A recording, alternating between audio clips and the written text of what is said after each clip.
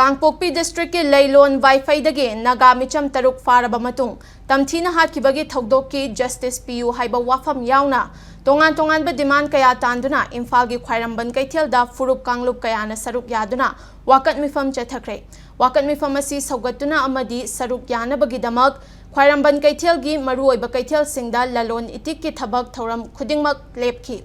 Wakat mifam aduda tongan ba furup singi miyoi Khwairamband kaithel family bi ima sing mahairoi lup sing yauna tongan ba lup singi makok thongba luchingba amadi mihut singna saruk yakhi Wakat mifam aduda demand for justice for all Naga and Mitai killed during the ongoing crisis of Manipur to protest against the arrest of volunteer of both Mitai and Naga and India's proxy war haibana chingba wahai sing thaba banner sing sizinaki Naga People Union Imphal, INBA, FNCC, Khwairamband Nupi Kaithel, Imagi Meira, Amasung CCRR, na punna sinduna Khwairamband Ima Kaithel ani gi marakta chathakiba wakat mifam aduga mari leinana Naga People Union Imphal gi President M Ngaramina Konsakhul gi Pastor ani yauna Naga micham tarukpu tamthina hatkhiba sagi wakhalon chenba miyoi sing adu Maralgi matik chaba chairak fanghanduna achumba wayel pigadabani haiki. State asigi tampakta leiriba khulngakpa sing fabagi thawong sing chatharakliba asi khudakta lepkadabani. Fazin khiba khulngakpa sing thadokadabani. Su handokadabani Deputy CM Nemcha Kipgen lauthokadabani. NRC taugadabani haibana chingba sing asi wakat mifamadugi demand oiri.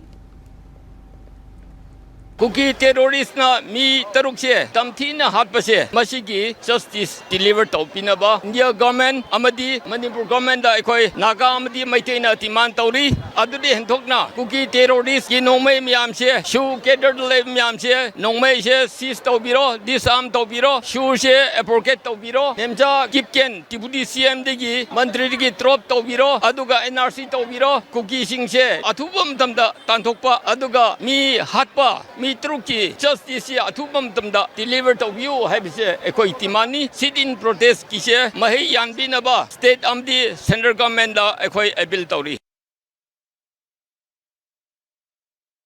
Mifam aduga mari leinana Khwairamband Nupi Kaithel sinfam amadi saktam kanba lupki President KSH Santina Manipur gi yelhau furup sing Englishing ani kunhumdoi dagi haurakhiba irang asina maram oiduna Kham thengna awaba mayoknare state asida oiriba fiba masigi waroi sin puraktuna achumba wayel piba haibasi pumna makki apambani adubu India lengakna chathariba thawong asina state asida oiriba fiba masigi waroi sin purakani haibagi thazaba leitre haiki Manipur da suda leiriba cookie singa India amadi state lengaka wari sari haibagi thawong asi karino haiba wahang santina hangladuna Fibam asi India lengakna chathage yauna chathaba thawong mali.